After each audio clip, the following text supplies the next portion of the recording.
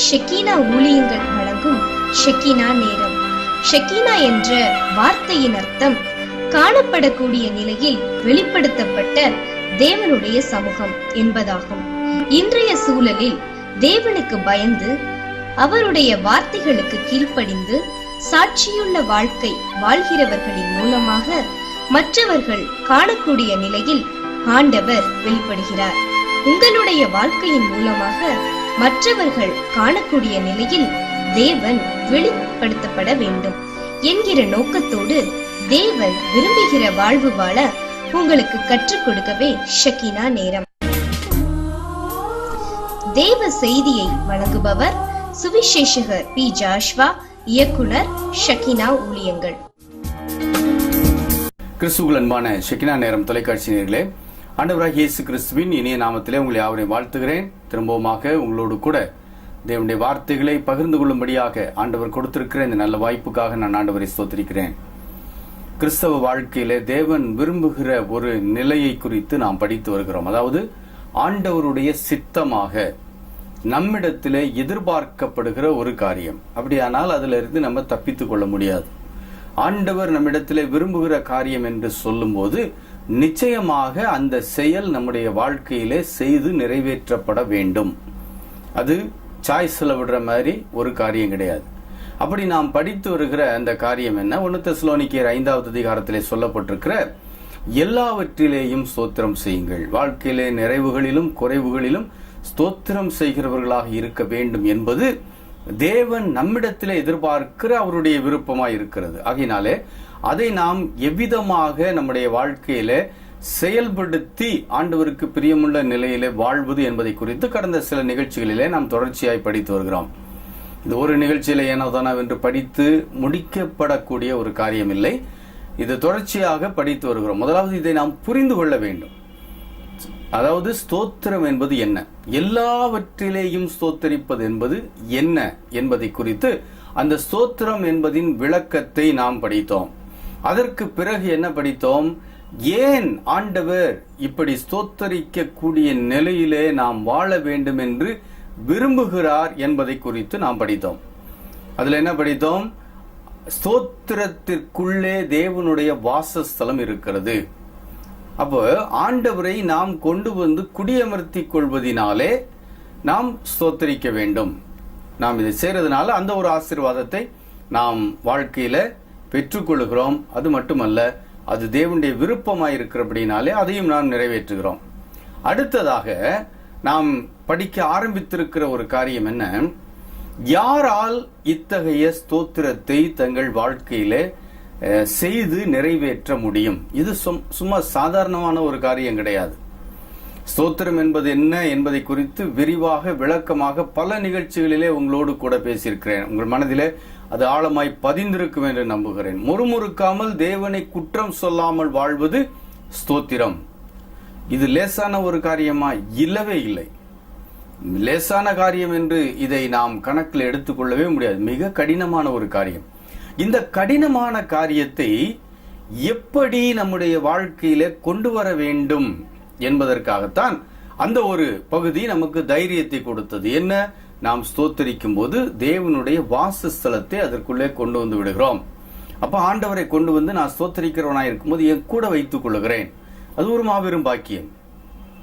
அப்ப இந்த உயர்நிலையை நான் பெற்றுக்கொள்ள முடியாமல் இன்னும் வாழ்கிறேனே, எனக்கு இன்னும் முடியலையே. அது நானும் போராடி பார்க்கிறேன், ஆனால் முடியவில்லையே.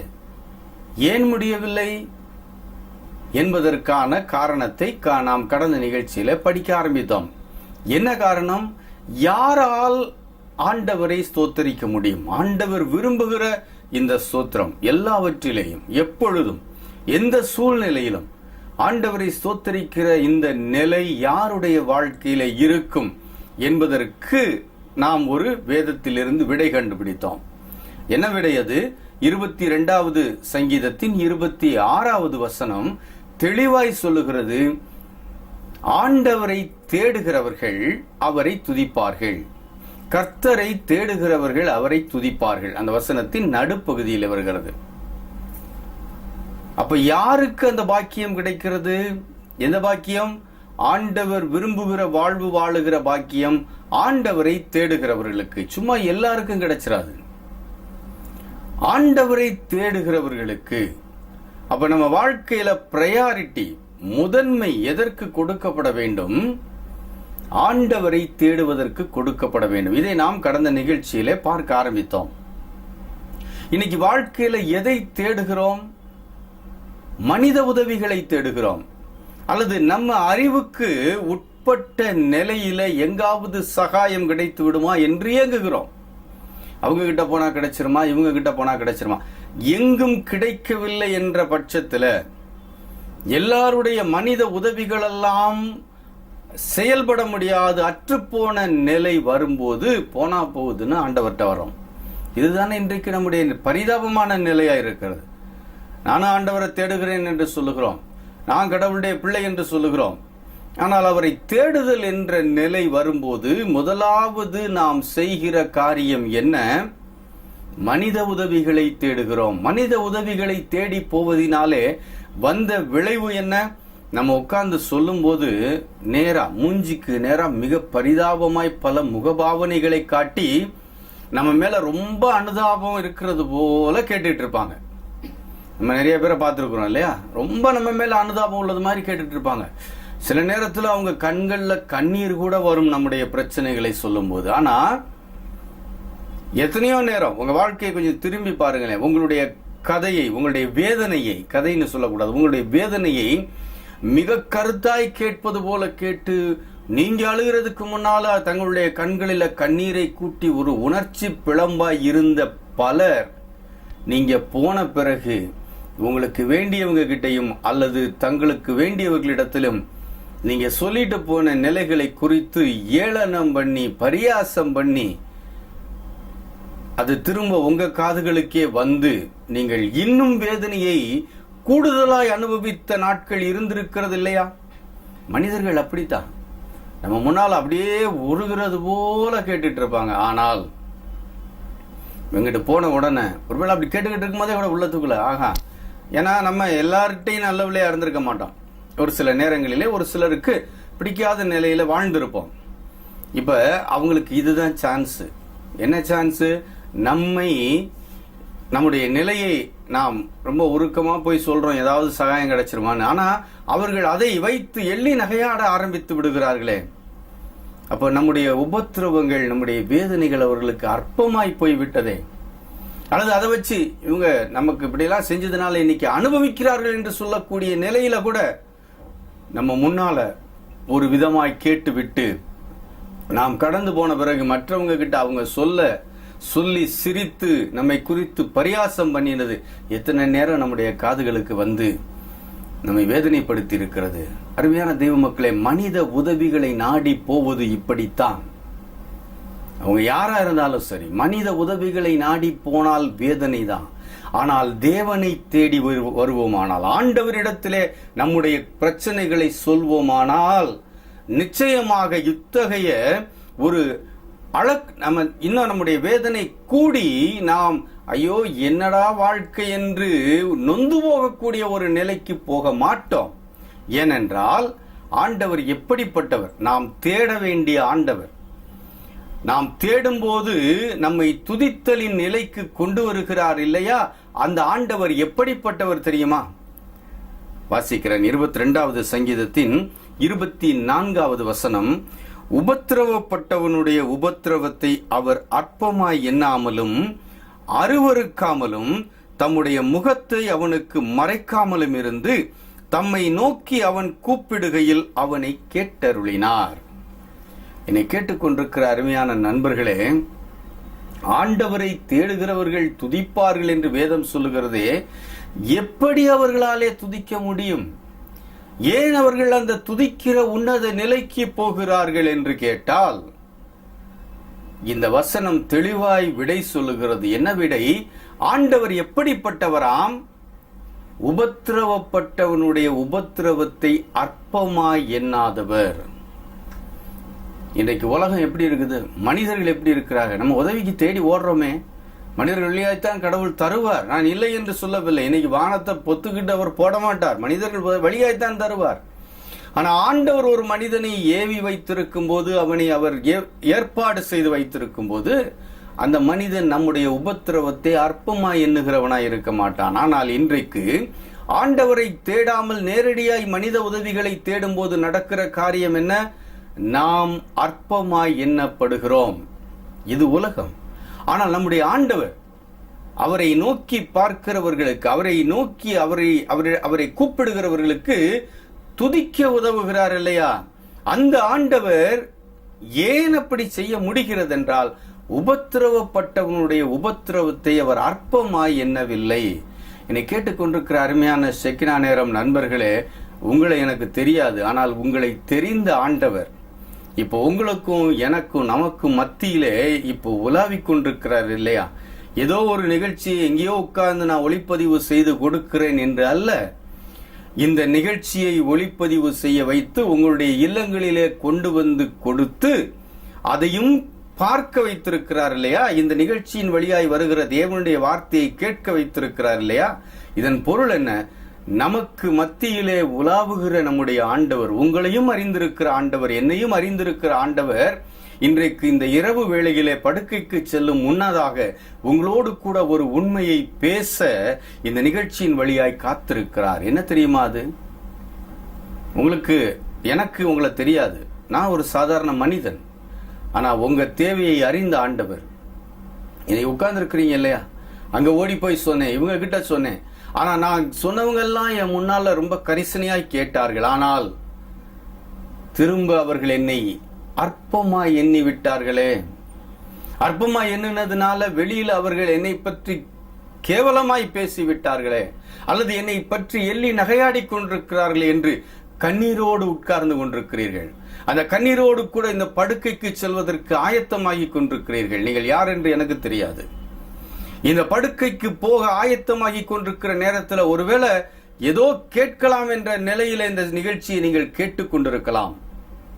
உங்களை கேட்க வைத்திருக்கிற ஆண்டவர் உங்களை நேசிக்கிறவரானபடியினாலே, உண்மையிலே அவர் உங்களை நேசிக்கிறாருங்க. நேசிக்கிறதுனால தாங்க இந்த ஷெக்கினா நேரம் நிகழ்ச்சியை இப்போ உங்களை பார்க்க வைத்துக் கொண்டிருக்கிறார். இது எத்தனையோ லட்சக்கணக்கான இல்லங்களுக்கு இந்த மதுரை மாவட்டம் முழுவதும் போய் கொண்டிருக்கிறது. ஆனால் எத்தனையோ பேர் வேறு நிகழ்ச்சிகளை பார்த்து கொண்டிருக்கிறார்கள். ஆனால் நீங்க இதை பார்க்கிறீங்களே, ஏன் தெரியுமா?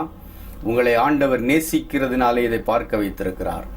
உங்களை நேசிக்கிறதுனாலே இந்த வார்த்தைகளை இன்றைக்கு உங்களுடைய வீட்டிற்குள்ளாக வரச் செய்திருக்கிறார். அந்த ஆண்டவர் எப்படிப்பட்டவர் தெரியுமா? உங்களை அற்பமாய் எண்ணாத ஆண்டவர். ஏன் அவரை நோக்கி நீங்க பார்க்கும்போது துதிக்க முடியும் தெரியுமா? அந்த ஆண்டவர் உங்களை அற்பமாய் எண்ணவில்லை, உலகம் அற்பமாய் எண்ணி இருக்கிறது. ஒருவேளை பதவியும் செல்வாக்கும் உங்களுக்கு இருந்தாலும் ஏதோ ஒரு பாதிப்பின் சூழ்நிலையிலே இப்போது உட்கார்ந்து இருக்கிறீங்க. மனமெல்லாம் வேதனை, கனத்த இருதயத்தோடு கூட எல்லாராலும் நான் அற்பமாய் எண்ணப்பட்டிருக்கிறேன் என்று வேதனையோடு உட்கார்ந்திருக்கிறீர்களே. உபத்திரவப்பட்டவனுடைய உபத்திரவத்தை அவர் அற்பமாய் எண்ணாமலும், உங்களை அவர் அற்பமாய் எண்ணலங்க. உங்களை அற்பமாய் எண்ணல. யாருக்கு தெரியுமா? யார் தெரியுமா எண்ணாமல் இருப்பது?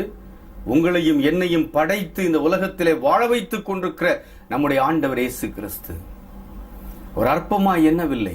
அது மட்டும் இல்ல, அந்த வசனத்தின் அடுத்த பகுதி சொல்லுகிறது, அருவருக்காமலும். இன்னைக்கு உதவின்னு கேட்டு போயிட்டோம்னா, அல்லது நம்ம நிலைமை கொஞ்சம் இறங்கிருச்சுன்னா, ஒரு காலத்துல தலை நிமிர்ந்து நின்றோம், ஆனால் இன்றைக்கு ஏதோ ஒரு சூழ்நிலையில நாம் இறங்கி விட்டோம். உலகம் எப்படி பார்க்குது? உறவினர்கள் எப்படி பார்க்கறாங்க? உடன் பிறந்தவர்கள் எப்படி பார்க்கறாங்க? உற்றார்களும் நண்பர்களும் எப்படி பார்க்கறாங்க? அருவருப்பாய் பார்க்கிறார்களே. ஒருவேளை அப்படிப்பட்ட வேதனையோடு கூட நீங்கள் இந்த இரவு உட்கார்ந்திருக்கலாம். எல்லாருக்கும் நான் அருவருப்பானவளாய் மாறிவிட்டேனே, இனி இந்த உலகத்துல நான் வாழ்ந்து என்ன பிரயோஜனம் என்று கூட மனதிலே சஞ்சலத்தோடு உட்கார்ந்திருக்கலாம். என்னை கேட்டுக்கொண்டிருக்கிற நண்பர்களே, உங்களை நேசிக்கிற ஆண்டவர், உங்களை நேசிப்பதினாலே இந்த வசனத்தை உங்களுக்கு நினைவுபடுத்தி கொண்டிருக்கிற ஆண்டவர் உங்களை அருவருக்காத ஆண்டவர், உங்களை அற்பமாய் எண்ணாத ஆண்டவர். அப்படின்னு அவர் நினைக்கல, உங்களையும் ஒரு பொருட்டாய் நினைத்திருக்கிறார். உலகம் எப்படியும் பேசியிருக்கலாம், எப்படியும் நினைத்திருக்கலாம், எப்படியும் உலகம் உங்களை வைத்திருக்கலாம். ஆனால் அந்த ஆண்டவர் உங்களை அற்பமாய் எண்ணவில்லை, அதோடு கூட அவர் உங்களை அருவருக்கவில்லை. எவ்வளவு பெரிய ஆசீர்வாதம் இல்லையா? இன்னைக்கு தேவையில உட்கார்ந்து இருக்கிற நீங்க, எல்லாமே எனக்கு எதிராக இருக்கிறது, எல்லாமே எனக்கு பாதகமா இருக்கிறது, எல்லாமே என்னை அருவருப்பாகவும் அற்பமாகவும் எண்ணுகிற ஒரு சூழ்நிலை, நான் எப்படி வெளியில போவேன், எப்படி நான் இந்த முகத்தை கொண்டு வெளியிலே தலை காட்டுவேன் என்று வேதனையோடு முடங்கி உட்கார்ந்திருக்கிறீர்களே, ஆண்டவரை நோக்கி பாருங்க. உலகத்தை நோக்கி பார்ப்பீர்களானால் அருவருப்பும் அற்பமும் தான். ஆனா ஆண்டவரை நோக்கி பாருங்கள். அவரை தேடுகிறவர்கள் சந்தோஷமா அவரை சோத்தரிக்கிற நிலையில இருக்க முடியுமே. ஏன்? அவரை தேடும் போது அவர் உங்களுடைய பிரச்சனைகளையும் போராட்டங்களையும் வைத்து உங்களை அவர் அற்பமாய் நினைக்கவில்லை, உங்களை அருவருக்கவில்லை. அது மட்டுமல்ல, அந்த வசனம் இன்னும் தெளிவாய் நமக்கு சில உண்மைகளை சொல்லுகிறது. பாருங்களேன், 24வது வசனம் தொடர்ந்து வாசிக்கிறேன். உபத்திரவப்பட்டவனுடைய உபத்திரவத்தை அவர் அற்பமாய் எண்ணாமலும் அருவருக்காமலும் தம்முடைய முகத்தை அவனுக்கு மறைக்காமலும் இருந்து. இன்னைக்கு நம்ம மனித உதவிகளை தேடி போறோம். நம்ம எதுக்கு வர்றோம்னு நம்ம தேடி போற ஆளுக்கு நல்லா தெரியும். நமக்கு ஒரு உதவி வேணும் அப்படின்னா தான் தேடி போகிறோம் மனிதர்களை, இல்லையா? அப்ப நம்ம தேடி போகிற ஆள் நிச்சயமா கொஞ்சம் ஒரு மதிக்கத்தக்க ஒரு உயர் நிலையில இருக்கிறவர். அவங்களுக்கு தெரியும் நம்ம தேடி வர்றோம் அப்படின்னா எதுக்கு தேடி வர்றோம்னு தெரியும். அப்ப பல நேரங்களிலே அப்படிப்பட்ட நபர்களிடத்திலிருந்து நாம் பெற்ற வார்த்தை என்ன? அவங்க இல்ல, அல்லது இப்ப வராதீங்க, பிறகு வாங்க. ஒருவேளை போன்ல கூப்பிட்டு பேசுறோம்னு வச்சுக்கோமே, என்ன சொல்லுவாங்க? உடனே வாங்க, வந்து உங்களுக்கு உதவியெல்லாம் நான் செய்யறேன்னு சொல்லுவாங்களா? இல்ல, இப்ப வராதீங்க, நாளைக்கு காலையில போன் பண்ணுங்க. நாளைக்கு காலையில போன் பண்ணோம்னா, இப்ப நான் அவசரமா வெளியே ஒரு அவசர வேலை வந்துருச்சு, நான் கிளம்பி போறேன், சாயந்தரம் போன் பண்ணுங்க. சாயந்தரம் போன் பண்ணா போன் எடுக்க மாட்டாங்க, நம்ம நம்பரை பார்த்துட்டு எடுக்க மாட்டாங்க. இப்படித்தானங்க இன்னைக்கு உலகம் இருக்குது. ஒரு நபரை நீங்க தேடி போகணும்னு போய், அல்லது நீங்க சொல்லாமக்கலாம் வீட்டுக்கு போயிட்டீங்கன்னு வச்சுக்கோமே, அவங்க செருப்பு வெளியில கிடக்குது, அவங்களுடைய கார் வெளியில நிக்குது, அல்லது 2 வீலர் வெளியில நிக்குது, வீட்டுக்கு போயிட்டீங்க. ரொம்ப லேசா வீட்டுக்குள்ள போய் பாத்திர முடியுமோ? வீட்டுல இருக்கிறவங்க என்ன சொல்லிடுவாங்க? அவங்க வெளியில போயிட்டாங்க, வீட்டுக்குள்ளே விட மாட்டாங்க. பல நேரத்துல வாசல்லையே வச்சு அனுப்பி, இல்ல வீட்டுக்குள்ள நம்ம ஒரு 10 நிமிஷம் உட்கார்ந்து இருந்தாலும் அந்த 10 நிமிஷம் அந்த நபர் ரூமை விட்டு வெளியில வர மாட்டார், தன்னை மறைத்துக் கொள்வார். ஏன்னா தன்னை வெளியில காட்டி விட்டால் இவங்களுக்கு பதில் சொல்லணும், உபகாரம் செய்யணும், ஏதாவது பண்ணணும். இதுதானே இன்னைக்கு உலகமா இருக்கிறது. ஒருவேளை என்னை கேட்டுக்கொண்ட நண்பர்களே, உங்களிலே பலர் இப்படிப்பட்ட பாதிப்புக்குள்ளா இன்றைக்கு இரவு உட்கார்ந்துட்டு இருக்கிறீங்க. இவர் எப்படி என்னுடைய நிலையை அப்படியே அப்பட்டமா சொல்றாருன்னு ஆச்சரியமா கூட பார்த்துட்டு இருக்கிறீங்க. இதுதான் இன்றைய உலகம். ஆனா நம்ம தேட வேண்டிய ஆண்டவர் எப்படிப்பட்டவராக இருக்கிறார் பாருங்களேன். அந்த 26வது வசனத்துல கர்த்தரை தேடுகிறவர்கள் அவரை துதிப்பார்கள் இருக்குது. நம்ம தேடுற ஆண்டவர் எப்படிப்பட்டவர் பாருங்க. எப்படிப்பட்டவர்? தம்முடைய முகத்தை அவனுக்கு மறைக்காமலும் இருந்து தம்மை நோக்கி அவன் கூப்பிடுகையில் அவனை கேட்டருளினார். ஏன் ஆண்டவரை தேடுகிறவர்கள் துதிப்பார்கள்? ஆண்டவர் உபத்திரவப்பட்டவனுடைய உபத்திரவத்தை அற்பமா என்னல, அருவருக்கல அவனை, மாறாக தம்முடைய முகத்தை அவனுக்கு மறைக்காமல் அவன் அவரை நோக்கி கூப்பிடும் போது அவனை கேட்டருளினார். எவ்வளவு சந்தோஷமான வார்த்தைகள் இல்லையா? யாருங்க? சாதாரண மனிதன் கிடையாது. பணத்திலும் பதவியிலும் அந்தஸ்திலும் செல்வாக்கிலும் கூடின நிலையில் உள்ள ஒரு மனுஷன் மறைக்காம நம்ம கூப்பிடுற நேரத்துல எல்லாம் நமக்கு பதில் கொடுக்கிறாருன்னா நம்மளை கையில பிடிக்க முடியாது. ஆனா சர்வத்தையும் படைத்து ஆண்டு கொண்டிருக்கிற தேவாதி தேவன், சர்வலோகாதிபதி, அவர் என்ன பண்றாரா? நான் அவரை தேடும்போது, நீங்க அவரை தேடும்போது முகத்தை மறைத்துக் கொள்ள மாட்டார். நீங்க அவரை தேடி இருக்கிறீங்களா? மனிதர்களை தேடி தேடி ஏமாந்து போய் உட்கார்ந்து இருக்கிறீங்களே? மனிதர்களை தேடி தேடி போய் அவர்கள் உங்களை அற்பமாயும் அருவருப்பாயும் எண்ணிவிட்ட நிலையில மனமுடைந்து உட்கார்ந்து இருக்கிறீங்களே? அவரை நோக்கி கூப்பிடுகிறவனுக்கு தன்னை மறைக்காத ஆண்டவர், சர்வலோகாதிபதி, அவரால் செய்ய முடியாத அதிசயம் என்று ஒன்றுமே கிடையாது. அவர் சொல்ல ஆகும், அவர் கட்டளையிட நிற்கும். அவ்வளவு வல்லமை படைத்த சர்வ ஞானி, சர்வ வியாபி, சர்வத்தையும் அறிந்து, எல்லாத்தையும் அறிந்து வைத்திருக்கிற அந்த தேவாதி தேவன் எப்படி இருக்கிறாராம்? தம்மை தேடுகிறவர்களுக்கு தம்முடைய முகத்தை மறைக்காமல் அவர்கள் சொல்லுவதை கேட்டருளுகிறாராம். என்னை கேட்டுக்கொண்டிருக்கிற அருமையான நண்பர்களே, ஏன் ஆண்டவரை தேடுகிறவர்கள் துதிக்க முடியும் என்ற ஒரு கேள்வி எழும்பினது இல்லையா? வசனம் சொல்லிருச்சு உண்மை. கர்த்தரை தேடுகிறவர்கள் அவரை துதிப்பார்கள். வசனம் சொல்லுது. எப்படி துதிக்க முடியும்? இந்த கேள்வி நமக்குள்ள எழும்புது இல்லையா? சும்மா அப்படி குருட்டாட்டமாய் அந்த வசனத்தை ரைட், வசனம் சொல்லிருச்சு அதனாலன்னு நம்ம ஏற்றுக்கொள்ள முடியாது. அது விளங்கி கொண்டால் தானே அந்த வசனத்தின்படி வாழ முடியும். அந்த வசனத்தின்படி வாழ்ந்தால் தானே தேவ விருப்பத்தை நிறைவேற்றி வாழ முடியும். இப்ப எவ்வளவு பெரிய ஆசீர்வாதங்கள் ஒன்றோடு ஒன்று பின்னி பிணைந்திருக்கிறது பாருங்களேன். அந்த அந்த நிலை, ஆண்டவர் விரும்புகிற நிலையை வாழ்க்கையில செயல்படுத்தணும் அப்படின்னா அதுக்கு ஏன் என்ற கேள்வி, அந்த கேள்விக்கு விடை இருக்கிறது. என விடை கர்த்தரை தேடுகிறவர்கள் அவரை துதிப்பார்கள். அப்ப இன்னொரு கேள்வி வருது, கர்த்தரை தேடுறவங்க எப்படி துதிக்க முடியும்? அதுக்கு விடை இந்த வசனத்துல தெளிவா இருக்கிறது. உபத்திரவப்பட்டவனுடைய உபத்திரவத்தை அவர் அற்பமா எண்ணவில்லை. ஆனா உலகம் அப்படி எண்ணி இன்னைக்கு உட்கார வச்சிருக்கல முடக்கி. உலகம் அருவருக்குது நம்மளை பார்த்து. ஏன்? உபத்திரவமும் தேவையும் நிறைந்த நேரத்துல.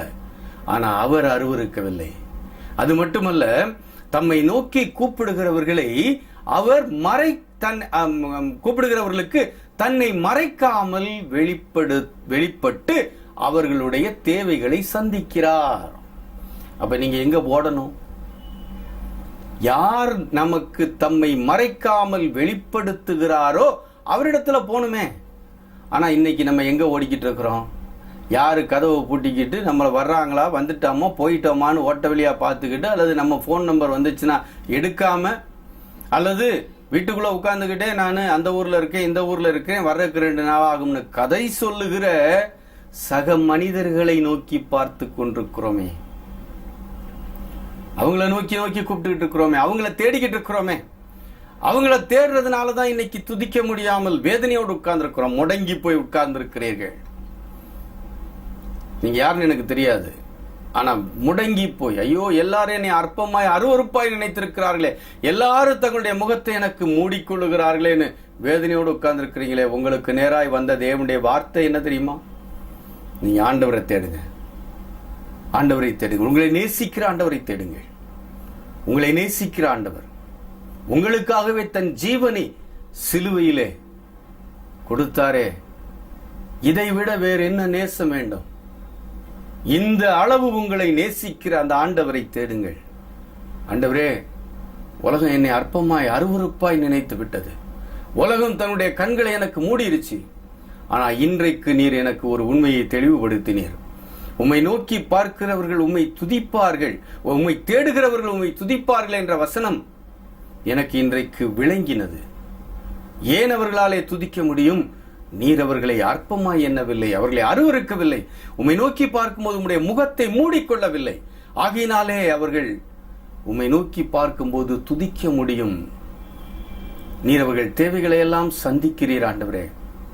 இதை நான் இன்றைக்கு படித்தேனே. என் வாழ்க்கையில இனி நான் உம்மை தேடுகிறேன்.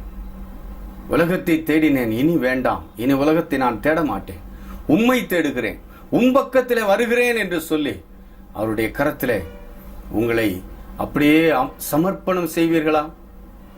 உலகம் வேண்டாங்க, சக மனிதர்களை தேட வேண்டாம், ஆண்டவரை தேடுங்கள். அப்போதுதான் ஆண்டவர் விரும்புகிற அவரை துதிக்கிற அந்த வாழ்வு உங்கள் வாழ்வாய் மாறும். இல்லைன்னா அது அர்த்தமில்லாத ஒரு சொல்லாய்த்தான் இருக்கும். அது ஒரு அர்த்தமில்லாத சொல்லாய் இருக்கும். அந்த சொல் அர்த்தம் நிறைந்த சொல்லாய் மாற வேண்டுமானால், நீங்கள் உண்மையிலேயே ஆண்டவரை துதிக்கிறவர்களாய் மாற வேண்டுமானால் என்ன செய்ய வேண்டும்? ஆண்டவரை தேட வேண்டும். ஆண்டவரை தேடும் போது என்ன நடக்கிறது? உபத்திரவப்பட்டவருடைய உபத்திரவத்தை அவர் அற்பமாய் எண்ணாமல் அருவருக்காமல் தம்மை நோக்கி கூப்பிடும் போது தம் முகத்தை மறைக்காமல் அவனுக்கு தன்னை வெளிப்படுத்துகிறார். இந்த நிலை ஒரு மனிதனுடைய வாழ்க்கையில் வரும்போது அவன் நிச்சயமாய் ஆண்டவரை துதிக்க முடியும் இல்லையா? அந்த உயர்நிலை உங்களுக்கும் அருளப்பட்டிருக்கிறது. அதை பெற்றுக்கொள்ளுங்கள், அதை செயல்படுத்துங்கள். நீங்களும் ஆண்டவரை துதித்து அவர் விருப்பப்படி வாழுகிறவர்களாய் மாறுவீர்கள். ஜெபிக்கலாமா? எங்கள் நல்ல ஆண்டவரே, இந்த நாளுக்காக நன்றி செலுத்துகிறோம். இன்றைக்கு கற்றுக் கொடுத்த பாடத்திற்காக உங்களுக்கு நன்றி. இந்த பாடத்தின் அடிப்படையிலே வாழ உதவி செய்யும் கர்த்தாவே. உங்களுக்கு பிரியமுள்ள வாழ்க்கை வாழ கிருபை தாரும். இயேசு கிறிஸ்து மூலம் ஜெபிக்கிறோம் நல்ல பிதாவே, ஆமென். அருமையான ஷெக்கினா நேரம் தொலைக்காட்சி நேயர்களே, இந்த நிகழ்ச்சியிலே நிச்சயம் ஆண்டவர் உங்களோடு பேசியிருப்பார் என்று நம்புகிறேன். நீங்கள் பெற்ற ஆசீர்வாதங்களை எனக்கு தொலைபேசி வழியாய் தெரிவிக்க உங்களை அன்போடு கேட்கிறேன். திரும்பவும் ஆண்டவருக்கு சித்தமானால் இன்னொரு ஷெக்கினா நேரம் நிகழ்ச்சியிலே நாம் ஒருவர் சந்திப்போம். அது வரைக்கும் கர்த்தருடைய கிருபை உங்களோடு கூட இருப்பதாக. ஆமென். எங்கள் முகவரி evangelist P. Joshua, director, Shekinah ministries, R2 TNEB quarters, 110/11 kV substation, Mattuthavani, Madurai 625007.